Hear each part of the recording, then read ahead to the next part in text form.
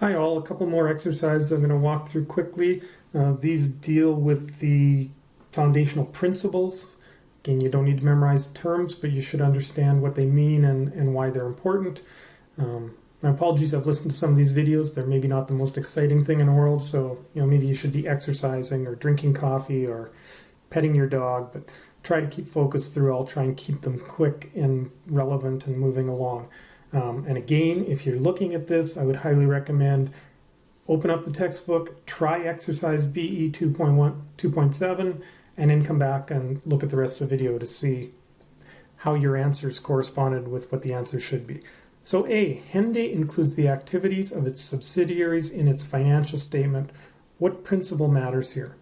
Well, first of all, terminology. Subsidiary is a company you control. So you own enough shares of a company to control it and make decisions. And what do I do with a subsidiary? So what we're getting at here is, I've got a company, the question calls it Henday, I'm going to call it A. A company owns enough shares of B company to control it. So B company is a subsidiary of A company, and B company owns a house. Should the house show up in A company's financial statements? And the answer is yes. Why? Because of this concept of control. Sorry, I don't know how to move that. We'll try a different one.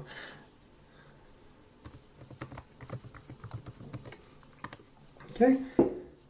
So if I control something, I should report it. If you stick around for accounting 310, advanced financial accounting, we spend a lot of time on that concept and how do we account for subsidiaries and assets and liabilities in subsidiaries. Next one, B, Henday was involved in litigation over a product malfunction. The litigation is disclosed in the financial statements. That gets to that concept of full disclosure. Financial statements should disclose everything that's relevant. I find in today's world they disclose way too much and the important stuff gets buried, but the principle is disclose everything that's important. C, Henday allocates the cost of its tangible assets over the period when it expects to receive revenue from these assets. So this gets back to the whole principle of depreciation. Why do I record depreciation? If I buy an asset that's going to last 10 years, why don't I just expense it when I buy it? And the reason is because I want to match the use of the asset to when I'm getting value from it. So if I'm going to use the asset for 10 years, I want to expense it over 10 years, and I do that by depreciation. D is just really dumb wording. We're going to skip it. E, Henday prepares quarterly financial statements for its users.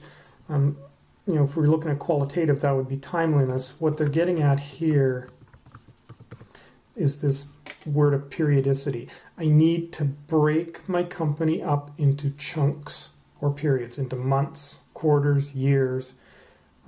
Again, so it's comparable and people can compare, and to make sure I record things in the right period. F, in preparing its financial statements, Henday assesses its ability to continue to operate for the foreseeable future. That is this concept of going concern. When we do financial statements, we assume the company will continue operating for a period of time. If a company is in severe financial problems and may not go on for a long period of time, it makes financial statements very, very difficult because it's hard to value what the assets are worth. An asset is worth far less if I have to sell it tomorrow than if I can sell it or use it over the next 5 years. And G, Henday records revenue when risks and rewards or control are passed to the purchaser. This is what we're going to take in Chapter 6. This is a key issue, but it's revenue recognition. When can I record revenue? And it's typically risk and rewards of ownership. Okay. So that's 2.7. The other one I wanted to look at quickly is 2.10. In 2.10, is kind of getting at this concept. I'll do my best to draw.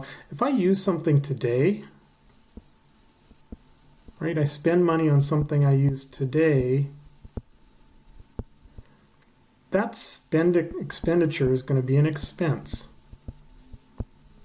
If it's something I'm going to use in the future, then that expenditure should be an asset. This is a big issue in accounting. There's a lot of stuff that kind of fits in this middle as to whether it's a today expenditure or a future expenditure and when it's going to have value. And based on that, that's how we account for it. So if I look at this example, legal fees paid in connection with the purchase of land. Well, why did I spend money on legal fees? I spent money on legal fees to buy land. When is the land going to have value? Well, it's when I use it. So land is an asset, so the legal fees related to the land should be an asset. The land has a future value.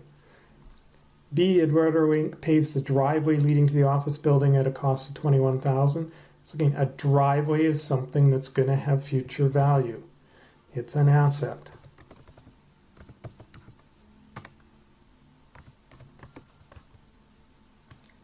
C, a meat market purchases a meat grinding machine at a cost of $3,500.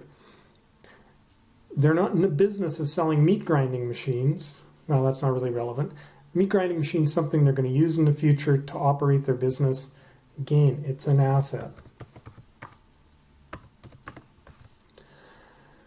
June 30th, partnership medical doctors pay 6 months office rent to cover the month of July and the next 5 months.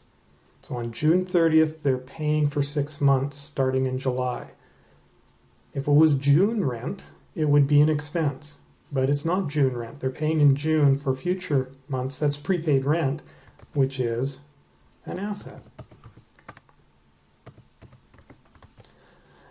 E. Smith's Hardware Public Company pays $9,000 in wages to laborers for construction on a building to be used in the business.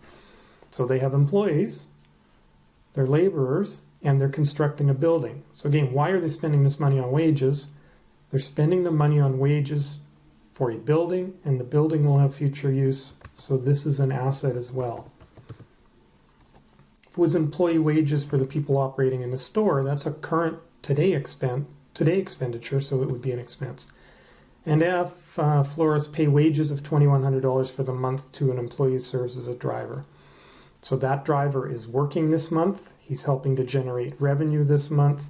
Proper matching says that is an expense. So, real quick review. Hope that helps. And that's it for this video. Thanks all.